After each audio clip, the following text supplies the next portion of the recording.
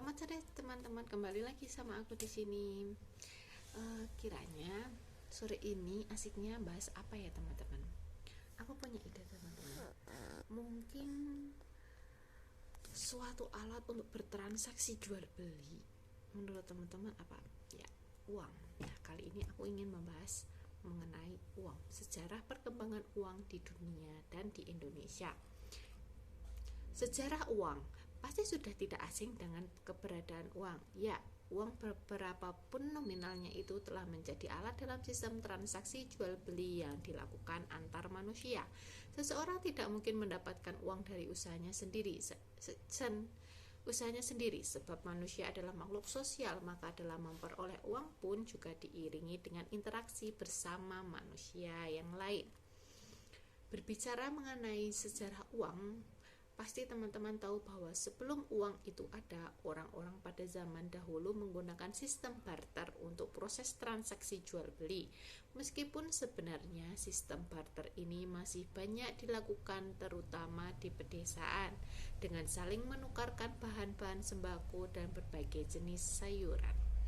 Keberadaan uang saat ini ternyata sudah berkembang loh seiring dengan perkembangan zaman. Tak jarang masyarakat sudah banyak yang beralih ke dompet digital yang tentu saja uang di dalamnya berbentuk digital.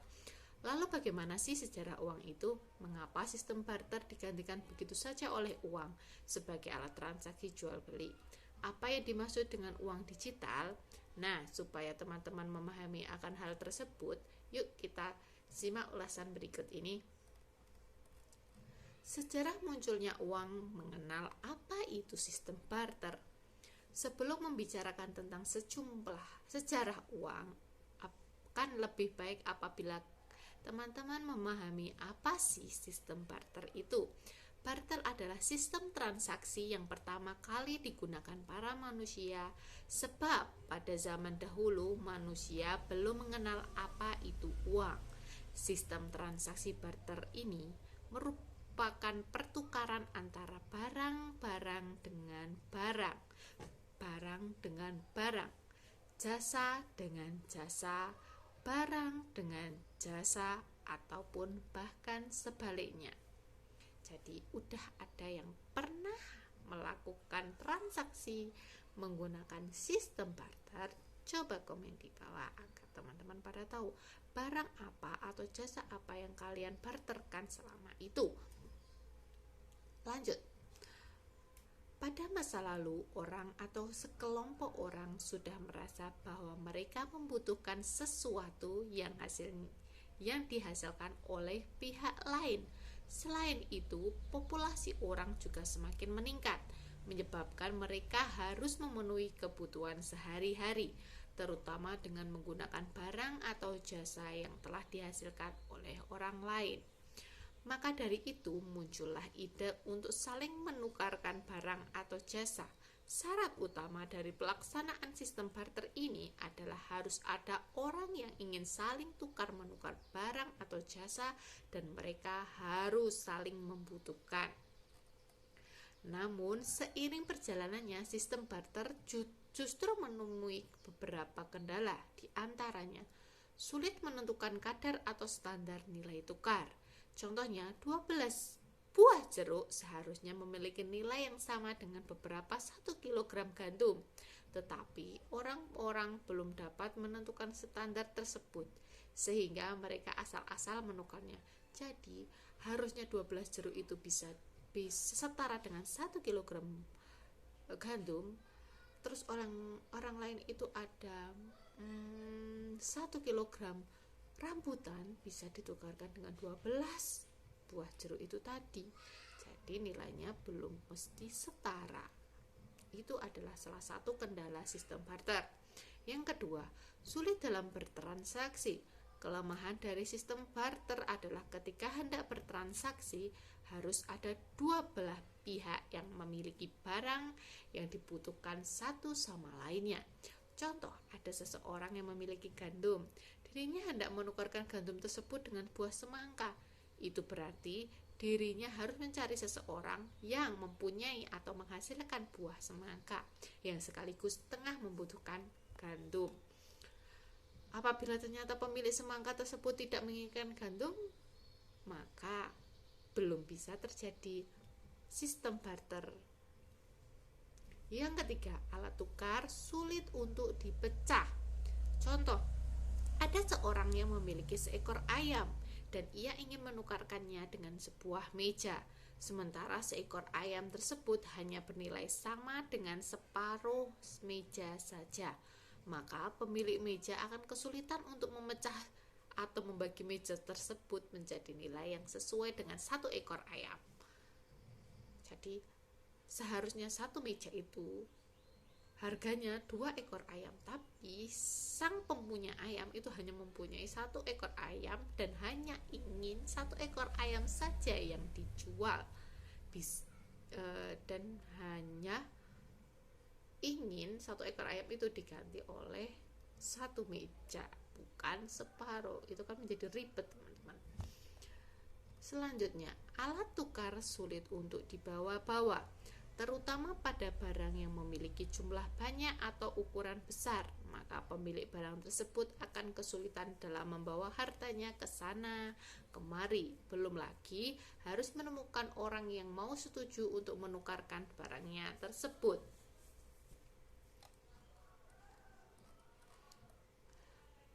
Yang kelima adalah sulit menyimpan barang. Terlebih lagi apabila barang yang hendak ditukar adalah buah-buahan, pasti akan cepat membusuk.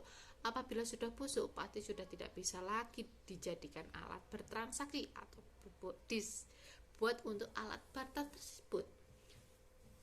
Maka tercetuslah apa itu uang, masa uang barang. Untuk mengatasi kelemahan tersebut, muncullah beberapa pemikiran untuk menggunakan benda-benda tertentu sebagai alat tukar. Benda-benda tersebut biasanya adalah yang dapat diterima oleh umum, memiliki nilai tinggi, dan dapat digunakan untuk memenuhi kebutuhan primer. Contohnya adalah garam, emas, kulit hewan, batu-batu berharga, logam, kulit pohon, hingga kerang yang memiliki bentuk yang indah.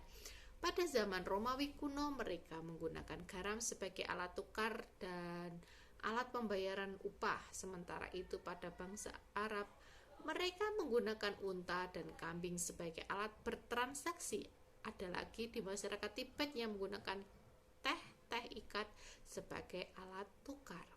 Meskipun pemikiran itu tergolong lebih maju daripada sistem barter, tetap saja terdapat kelemahan yang menjadikan masa uang barang ini semakin lama semakin berganti. Beberapa permasalahan yang muncul dari penggunaan uang barang ini diantara lain: hanya berlaku di daerah tertentu saja. 2. Kesulitan dalam hal penyimpanan dan pengangkutan. 3. Mudah rusak dan tidak tahan lama. 4. Sulit dibagi menjadi bagian yang lebih kecil. Iya dong, kalau kambing mau ditukar, gimana caranya bisa dibagi-bagi lebih kecil agar bisa menghasilkan barang-barang yang diinginkan? Ya, kambingnya harus disembelih dulu, teman-teman. Itulah kelemahan-kelemahan dari masa uang barang. Kemudian masa uang logam.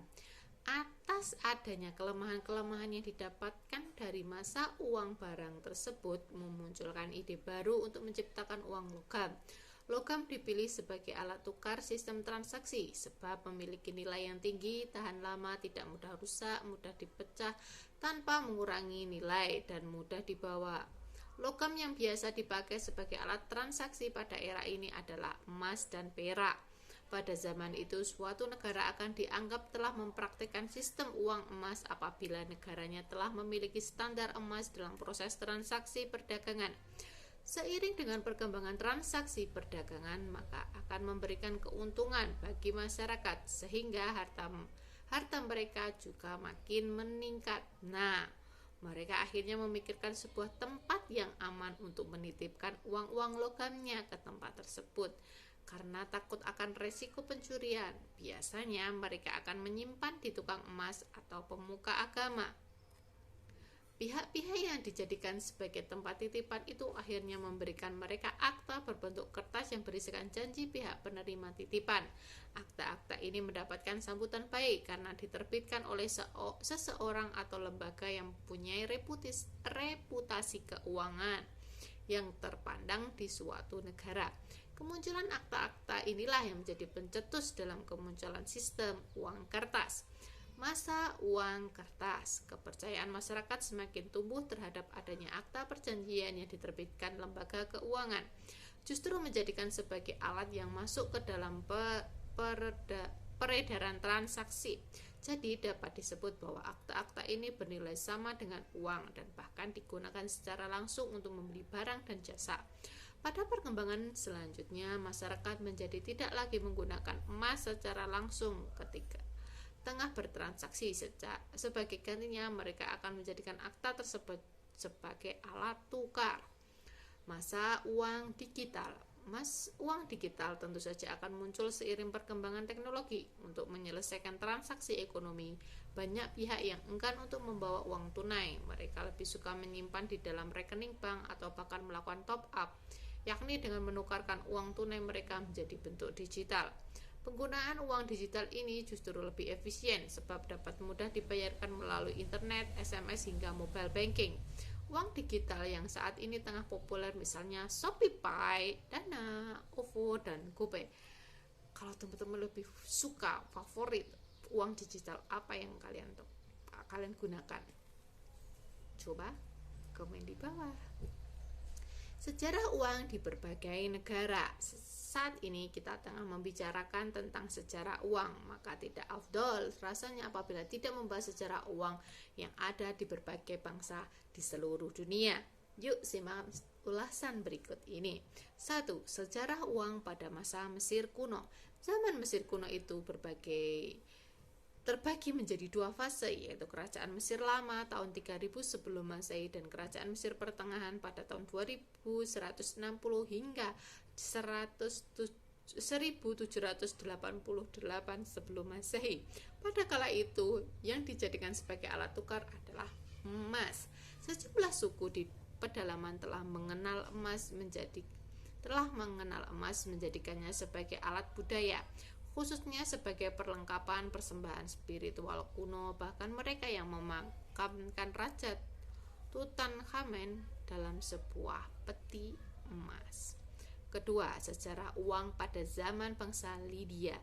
Bangsa Lydia berada di sebuah daerah kuno di Asia Kecil yang saat ini menjadi sebuah provinsi di Turki. Dipercaya bahwa kemunculan uang itu dicetuskan oleh bangsa Lydia karena kala itu mereka kesulitan dengan alat sistem barter ketika tengah bertransaksi jual beli, kemudian memberikan ide untuk membuat uang. Sejarah uang pada zaman Yunani.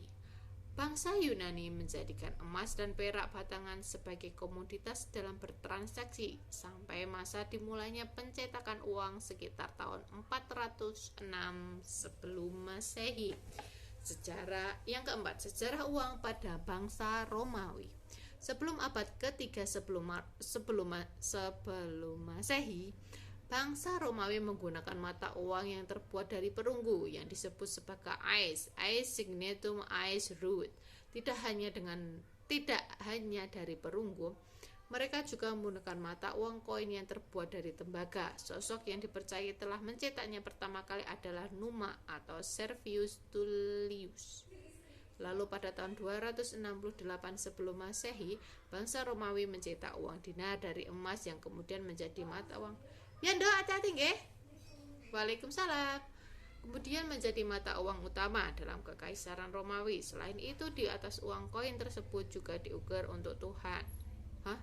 bentuk Tuhan dan pahlawan-pahlawan mereka. Hingga akhirnya pada masa kekaisaran Julius Caesar, beliau mencetak gambarnya sendiri di atas uang koin tersebut. Yang kelima, sejarah uang pada bangsa Persia. Pada bangsa Persia, mereka mengadopsi percetakan uang dari bangsa Lydia setelah melakukan upaya penyerangan terhadap kerajaan Lydia di tahun 546 sebelum Masehi.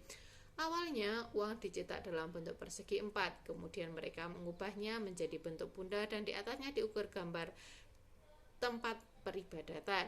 Keenam, sejarah uang pada masa pemerintahan Islam. Pada masa pemerintahan Islam, sistem uang terbagi menjadi beberapa masa, yakni masa kenabian, masa Khulafaur Rasyidin, dan masa dinasti Islam.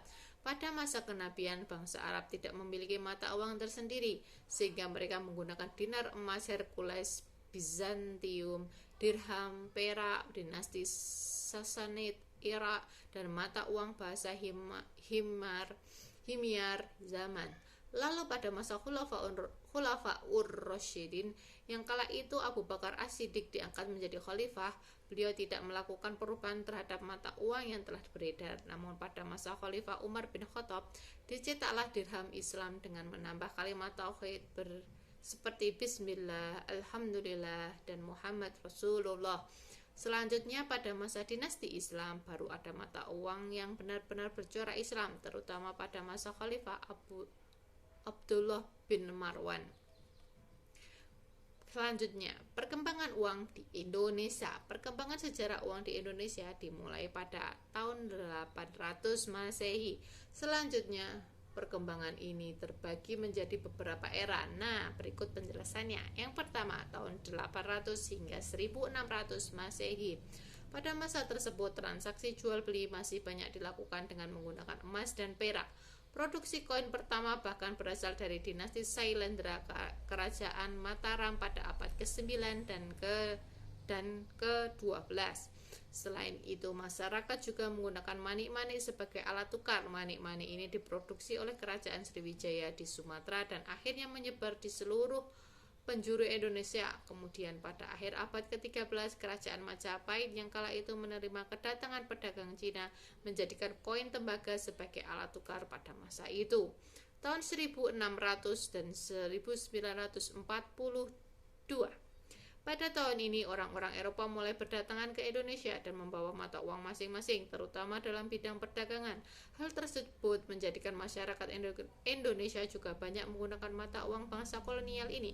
Kemudian pada tahun 1752 muncullah uang kertas pertama berkat pembentukan The Bank Koran dan Bank Van Lening. Setelah VOC bangkrut, akhirnya Republik Batavia mengeluarkan mata uang sendiri dan membuat koin gold dan perak pada tahun 1802.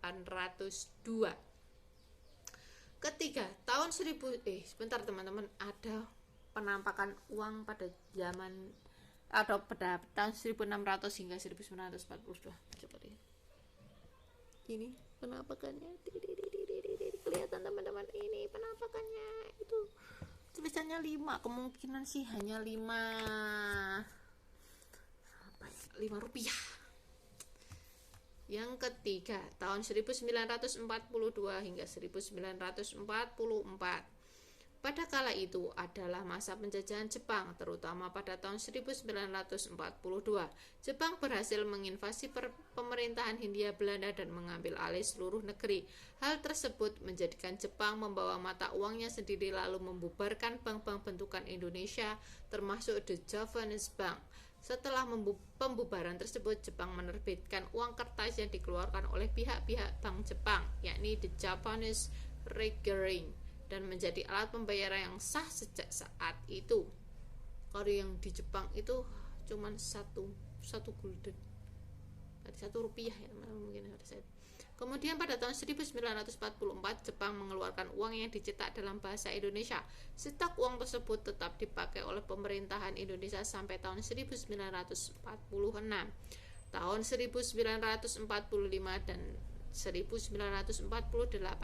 Pada tahun ini Indonesia sudah merdeka dan pemerintahan pun dapat mencetak mata uangnya sendiri dengan menerbitkan ORI atau Uang Republik Indonesia. Namun karena saat itu juga negara masih dalam keadaan kacau, akhirnya peredaran ORI menjadi tersendat. Bentuk fisik ORI pada masa itu sangat sederhana, kualitasnya juga tidak bagus, bahkan sistem pengamanannya masih berupa serat halus biasa. Nah, dalam peredarannya ORI terbagi atas beberapa penerbitan, yaitu ORI 1 pada tahun 1945. Uang Republik Indonesia ini pertama kali diedarkan secara resmi pada tanggal 30 Oktober 1945. Pecahan uangnya terdiri atas 1 sen, 5 sen, 10 sen setengah rupiah, 1 rupiah, 5 rupiah, 10 rupiah, dan 100 rupiah. pada zaman itu tuh 100 rupiah itu, wah kalau sekarang mesti 100.000 kali ya teman-teman, ada 1 sen. Kalau dulu zaman nenek aku 1 sen itu tuh sama seperti segidul, 1 sen 5 gidul ya, 5 rupiah. Oh iya, 5 sen itu 5 gidul. Kalau 5 rupiah ada sendiri. Yang kedua adalah Ori 2 tahun 1947. Penerbitan Ori selanjutnya justru hanya memiliki 4 pecahan saja, yaitu 5 rupiah, 10 rupiah, 25 rupiah, dan 100 rupiah. Untuk penerbitan ini seluruh mata uangnya memiliki latar tempat tanggal berupa Jakarta 1 Januari 1945 yang ditandatangani oleh Syafruddin Prawira Negara. Yang ketiga Ori 3 tahun 1947. Selanjutnya pada Ori 3 ini mulai bertambah jumlah pecahannya menjadi 7 jenis, yaitu setengah rupiah hingga 250 rupiah. Pada era ini juga ada sebuah pecahan langka, yaitu seri 100 Maramis. Aku belum tahu sih 100 Maramis itu seperti apa teman-teman. Coba yang ada yang tahu, coba komen di bawah ya teman-teman. Bantuin aku dan teman-teman lainnya agar tahu berapa sih uang seri pecahan 100 Maramis itu. Yang keempat, Ori 4 1948. Pada seri Ori 4 ini terdapat pecahan baru, yakni 75 rupiah, 100 rupiah, dan 400 rupiah. Bahkan ada juga salah satu terbitan uang terbaik, terlangka, sekaligus termahal dengan nominal 600 rupiah. Bayangin, 600 rupiah itu udah termahal, terbagus, terlangka, dan terbaik. Pada sekarang uang 500 perak itu termasuk 600 perak ya teman-teman pada zaman itu. Dan sekarang 600 perak, 500 perak tuh buat beli gorengan pun sekarang nggak boleh ya teman-teman. Lanjut, pada masa Orde Baru. Pada masa ini uang yang diterbitkan adalah seri Sudirman, terdiri atas pecahan 100, 2,5, 5, 10, 2,5, 50, 100, 500, 1000, 5000, dan 10.000. Uang terbitan masa Orde Baru ini ditandatangani oleh Gubernur Bank Indonesia, yaitu Radius Prawiro, dan Direktur Bank Indonesia Saksmo B. Martokusumo. Namun pada tanggal 23 Agustus 1971 justru terjadi devaluasi mata uang rupiah sebesar 10%. Hal tersebut mengakibatkan nilai tukar rupiah terhadap dolar AS naik, yang awalnya 378 rupiah menjadi 415. Satu dolarnya dulu 415 rupiah teman-teman. Sekarang mah udah sampai berapa? Kalian tahu? 15.000. Selanjutnya, tahun 1975. Pada tahun 1975 terdapat seri baru yang dirilis dan diedarkan di masyarakat Indonesia, yakni nominal 1000 dengan gambar Pangeran Diponegoro, nominal 5000 dengan gambar nelayan, dan nominal 10.000 dengan gambar relief Candi Borobudur. Masing-masing dari seri baru tersebut ditandatangani oleh Gubernur Bank Indonesia Rahmat Saleh dan Direktur Bank Indonesia Saksmo B. Martokusumo. Yang ketujuh, tahun 1992. Gue udah lahir teman-teman. Mungkin udah umurnya berapa ya? 2 tahunan. Itu siapa yang tahu uang ini? Tatarat. Siap. Yang masih punya komen di bawah. Uang nominal 100 rupiah. Warnanya merah, gambarnya perahu. Itu adalah uang favorit aku pada zamannya. Pada tahun ini seri baru dari mata uang rupiah mulai dicetak dan diedarkan lagi, yakni berupa 100 rupiah dengan gambar perahu pinisi ya, seperti tadi itu ya. 500 rupiah dengan gambar orang utan. Gue juga punya dulu waktu itu. 1000 rupiah gambar Danau Toba, punya. 5.000 dengan gambar alat musik Sasando. Ya, pernah. 10.000 dengan gambar Sri Sultan Hamengkubuwono, pernah. 20.000 dengan gambar cendrawasih merah. Kalau 20.000 belum pernah kayaknya dulu teman-teman. Bokap gue nggak nyampe gajinya 20.000 deh teman-teman berasa. Tahun 1993 Pada tahun ini terbit seri terbaru yakni dengan nominal 50.000 dengan gambar Presiden Soeharto. Bahan yang digunakan dalam mencetak uang tersebut adalah plastik polimer dengan pengaman holografis Soeharto, bukan watermark yang biasa digunakan. Pada Orde Reformasi, pada masa ini pecahan 100.000 yang bergambar Soeharto, Muhatta, dan teks proklamasi diedarkan. Pecahan tersebut dicetak di Australia dan di Thailand menggunakan material plastik polimer. Selain itu juga ada terbitan seri baru uang pecahan 1.000 dengan gambar Kapten Patimura dan pecahan 5.000 dengan gambar wanita yang tengah menenun. Ada juga pecahan 10.000 dengan gambar Cut Nyak-Dien, pecahan 50.000 dengan gambar I Gusti Ngurah Rai, dan pecahan 100.000 dengan gambar Bung Karno dan Bung Hatta, tetapi tidak ada plastik lingkarannya. Aku yang masih bingung, masa reformasi kenapa nyetaknya di Australia, padahal masa tahun 1993 kita bisa nyetak sendiri di tempat kita. Ngapain jauh ke Australia, teman? Padahal bahannya juga sama, pakai plastik polimer. Coba komen di bawah yang tahu, teman-teman. Ngapain gitu? Ngapain?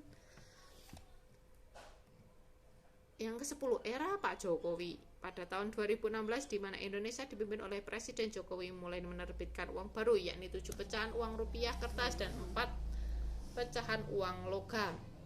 Tahun 2020, dalam perkembangannya Bank Indonesia mulai meluncurkan uang baru dalam rangka HUT ke-75 Republik Indonesia berupa pecahan uang nominal 75.000. Nah, itulah penjelasan mengenai sejarah uang yang ada di dunia dan perkembangan mata uang rupiah di Indonesia. Meskipun saat ini sudah banyak sih uang digital yang beredar, tapi hati-hati saat bertransaksi ya teman-teman. Sekiranya untuk pembahasan uang kali ini aku rasa cukup menarik. Mungkin teman-teman udah punya uang pecahan 75.000. Kalau aku jujur belum punya, tapi pernah pegang, tapi punyanya belum pernah. Terus uang berapa sih belum punya ya? Udah sih pecahan uang logam udah punya juga. Yang nggak punya pada masa itu